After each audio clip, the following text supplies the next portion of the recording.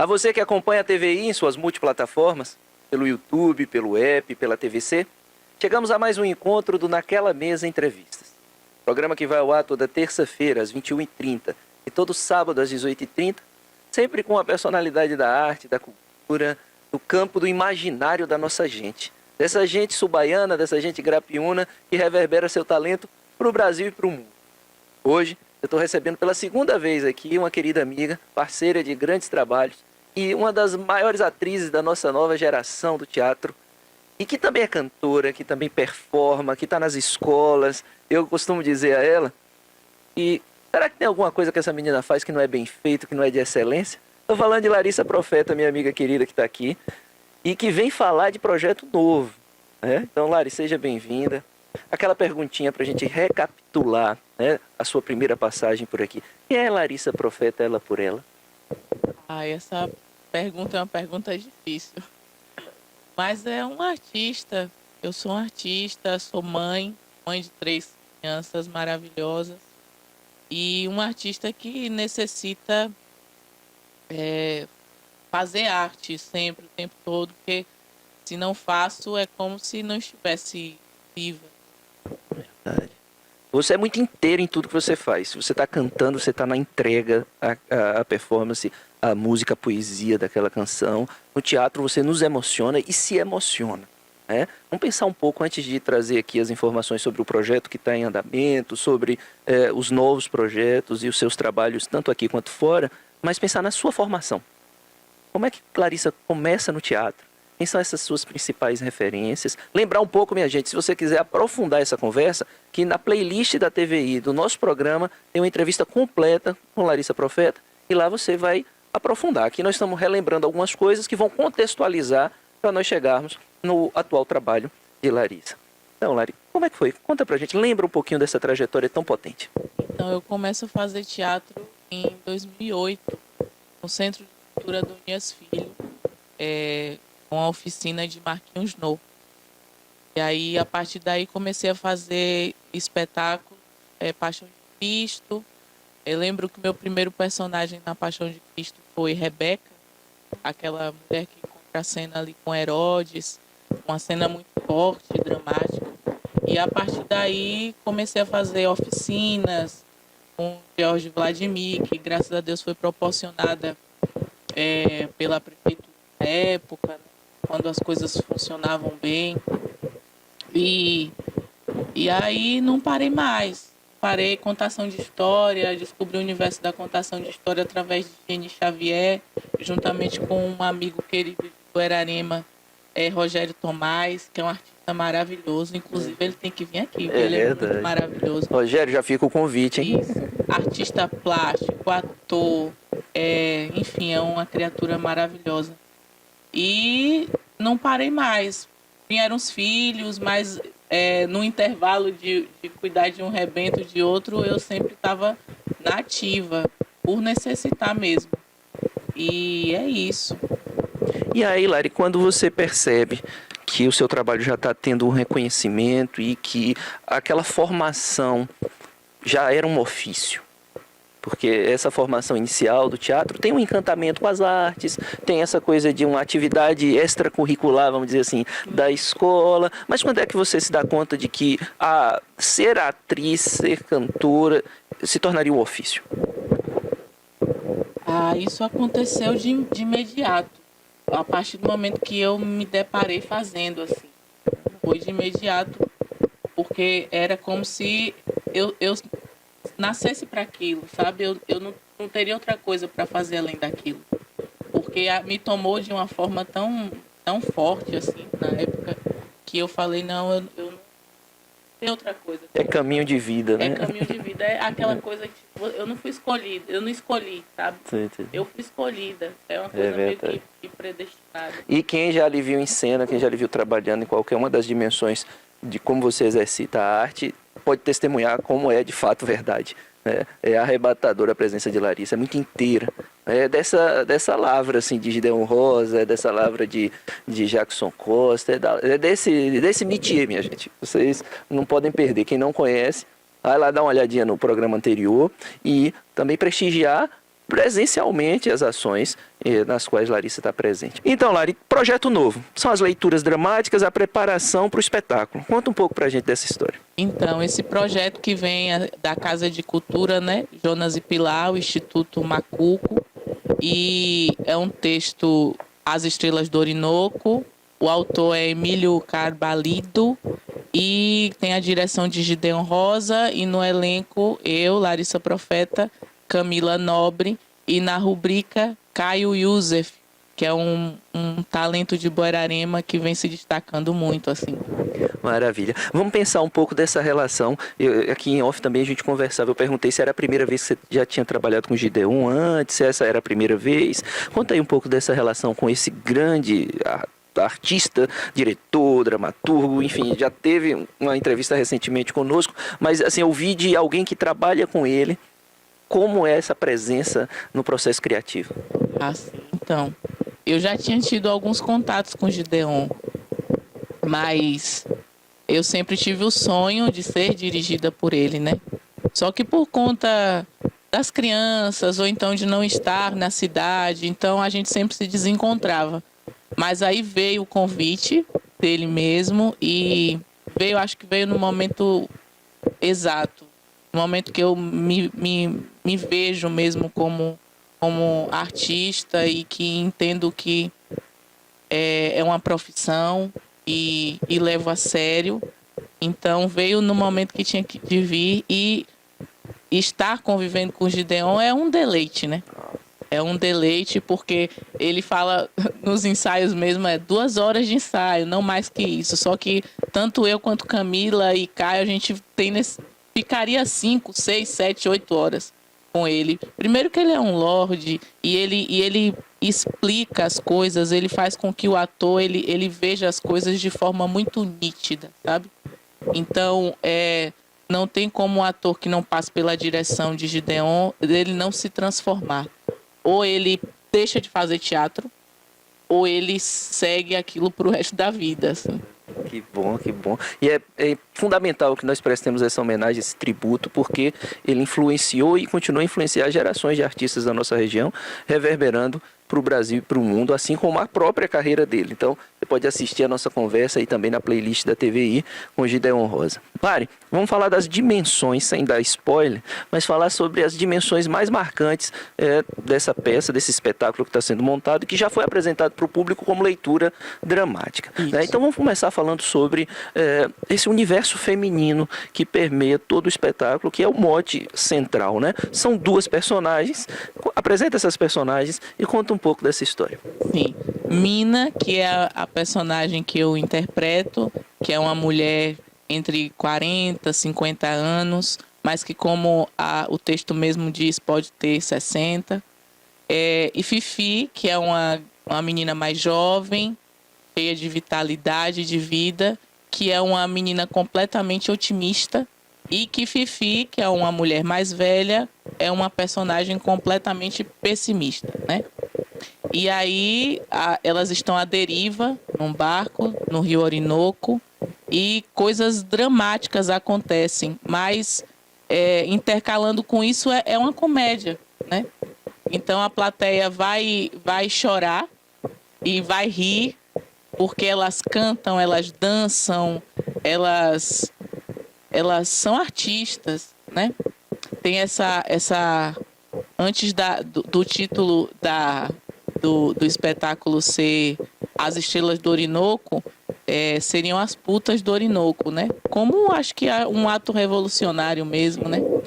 Mas aí deixamos As Estrelas do Orinoco, porque são mulheres artistas e que eu acho que o autor ele traz um pouco disso, que as artistas acho que passam e passaram, né? As mulheres que escolhiam entrar no meio artístico, ser cantora, atriz, elas eram um pouco marginalizadas, né? Sem sombra de dúvida. Vamos ver imagens? Vamos ilustrar essa conversa com as imagens. Fotos da leitura dramática. Essa aí fui eu que tirei. Eu estava bem do ladinho ali, ó. Leitura dramática no Centro de Cultura Adonias Filho.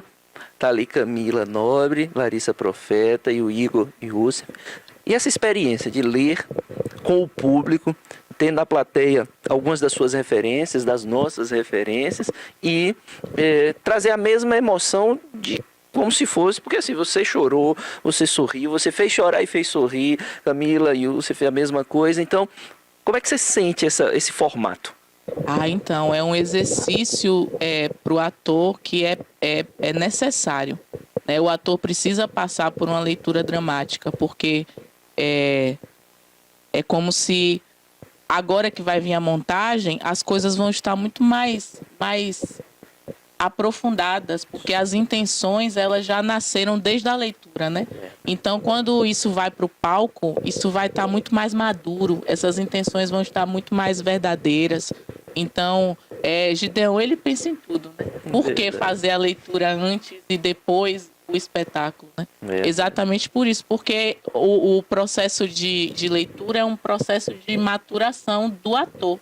Então, ele tanto está amadurecendo tanto a mim, quanto a Camila, quanto a Caio, para a montagem. Verdade. E você já mobilizou as emoções necessárias para cada cena, né? Apesar de ter o espaço para o empoderável, mas de alguma forma você já está contactando cada dimensão do texto, cada dimensão da construção da corporeidade, enfim, bem bacana. E quem não teve a oportunidade, olha gente, quando novas leituras estiverem abertas ao público, apareçam lá. Já houve uma na Casa Jonas e Pilar? Isso, que foi a Fala do Santo. Sim. Que foi a primeira, comigo e Gabriel Xavier.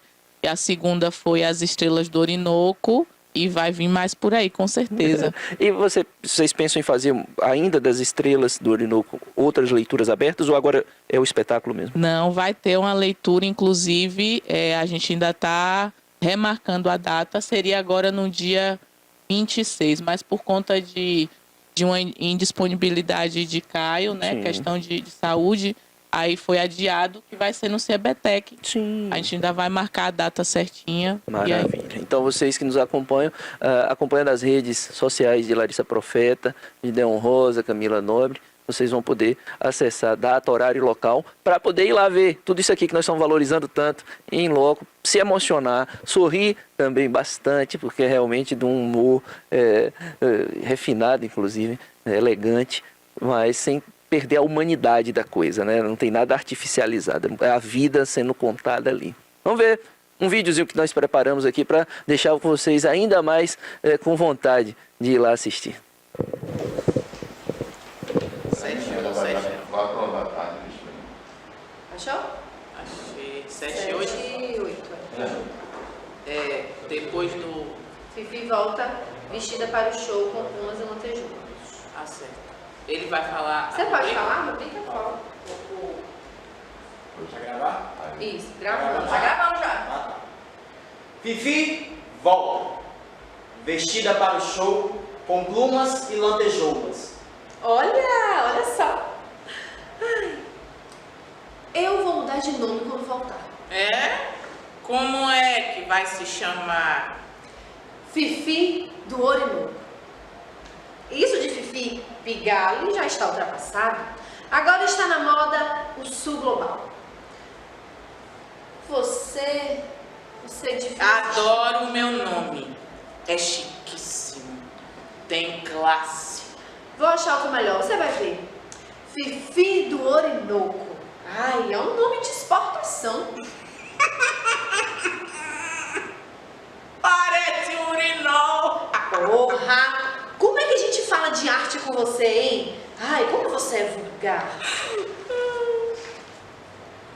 Aí, ó, nós fizemos questão de deixar essas partes de bastidores para vocês perceberem como é que faz a montagem, como é essa construção da leitura, como é essa relação. A voz que vocês ouvem é do Caio, né?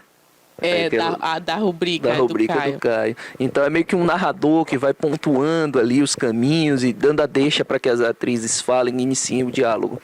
Então um pouco isso. Esse cenário, essa coisa de compor um ambiente escuro, dar um protagonismo à luz no rosto, essa construção toda é para valorizar a palavra e as expressões. Como é que vocês pensaram essas coisas? Então, o Gideon quis trazer essa atmosfera aí dos barcos, né, fluviais. Portanto, tem a rede, que é um objeto comum, né, nas embarcações. E então é para trazer mesmo essa atmosfera, só que traz, mas ao mesmo tempo não mostra tudo, porque, como o Gideon mesmo diz, ele quer provocar no espectador a questão dele imaginar, né? Não dá tudo de mão beijada. A leitura dramática tem esse objetivo, né? De não entregar tudo, fazer com que o espectador ele esteja ali, como eu posso dizer, provocado a imaginar como será a cena, como vai acontecer cada gesto de cada atriz se estivesse, né, em uma montagem e tudo mais. Maravilha. Lari, ali eu acho que conjuga, né, o texto conjuga e provoca muito a relação do medo e da esperança.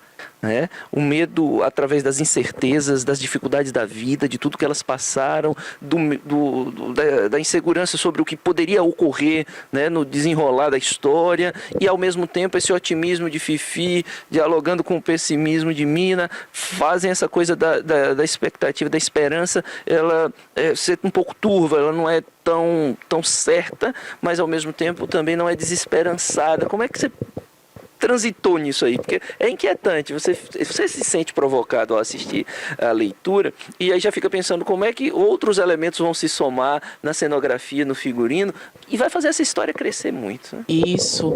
Tem uma coisa muito importante que acho que você assistiu, você percebeu que elas cantam, né? Então, as composições, elas foram especialmente compostas por Míter Amorim, né? E nós tivemos aula de pronúncia em espanhol de Brisa Aziz, né, que você conhece muito bem. Saudar esses dois grandes artistas, Brisa e Míter. Isso, então, até nas músicas, né, já traz essa coisa existencial mesmo. As músicas estão ali para ser um frescor na leitura e também na montagem. Então, essa questão existencial como é uma comédia muito inteligente e como é um drama muito, muito profundo, porque ele faz você refletir sobre a vida, né, o tempo todo. O tempo todo. Mina e Fifi, eu vejo as duas, na minha cabeça de atriz, como uma pessoa só, porque nós somos assim, né? Temos os nossos momentos de ser otimista e de ser pessimista, e às vezes nos deixamos levar por isso.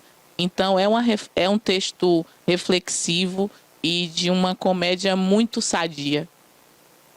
Assim, essa coisa da incompletude e de como juntas elas vão se complementando. Isso. Né? Isso, e acho que essa afinidade, essa força, ela é algo que assim marca cada momento, seja quando o foco está na palavra de uma, seja quando está na outra, ou na troca de olhares quando elas cantam. Isso. E aí falar de cantar, vamos aproveitar, canta um trechinho de uma das músicas que está lá. Uma que eu adoro, eu queria muito agradecer a Míter. Míter me mandava as músicas de madrugada, assim, e eu falo, meu Deus, uma mais linda que a outra, quanta sensibilidade, porque ele lia o texto, né, acompanhava todo o texto, e dentro daquilo ele tinha a sensibilidade de criar. E como as músicas, você que assistiu pode dizer, encaixaram tão bem, né, no contexto. Aí tem uma que eu gosto muito, e Fifi canta completamente, Mina canta completamente apaixonada por Fifi, né? Diante de estrellas en la negra noche, desesperación, como cometa y rompe las sombras, vi pasar tu amor. Llora mi vida, tu chispa perdida, no hubo ni adiós. Por mi lecho y mi almohada, con sabor a sal, luces fugaces que caen en el río. Yo no queda ya más, llueven los astros, la noche está y llama. Es mi corazón, es mi corazón. és-me coração. És nosso coração, minha gente. Vocês imaginam, é só um trechinho do que está aguardando vocês para as leituras dramáticas e para o espetáculo As Estrelas do Orinoco. Lari, estamos chegando nesse quadrante final, nossos 30 escassos minutos vão passando e quando a conversa é boa, repleta de poesia, de arte, aí mais rápido ainda eles passam. Então vamos repetir o elenco, redes sociais de vocês, o que já aconteceu, o que está para acontecer e fazer esse convite para a turma acompanhar esse trabalho. Isso, então vocês acompanhem o Instagram da Casa de Cultura Jonas e Pilar, que é uma casa que fica ativa o ano todo, tem programação todo. É até uma coisa para a gente de Itabuna se espelhar um pouquinho, né? E então no elenco, Larissa Profeta, Camila Nobre, Caio Youssef, na direção Gideon Rosa, texto de Emílio Carbalido, né? Um autor mexicano respeitadíssimo. E é isso. Nos acompanhe nas redes sociais, vai vir muita coisa legal por aí. Fiquem atentos. Maravilha. E como nós não poderíamos deixar de fora esse elenco estrelado e esse diretor maravilhoso, você vai acompanhar agora um depoimento de cada uma dessas pessoas. Então vai vir aí um depoimento de Deon Rosa, de Caio e de Camila Nobre.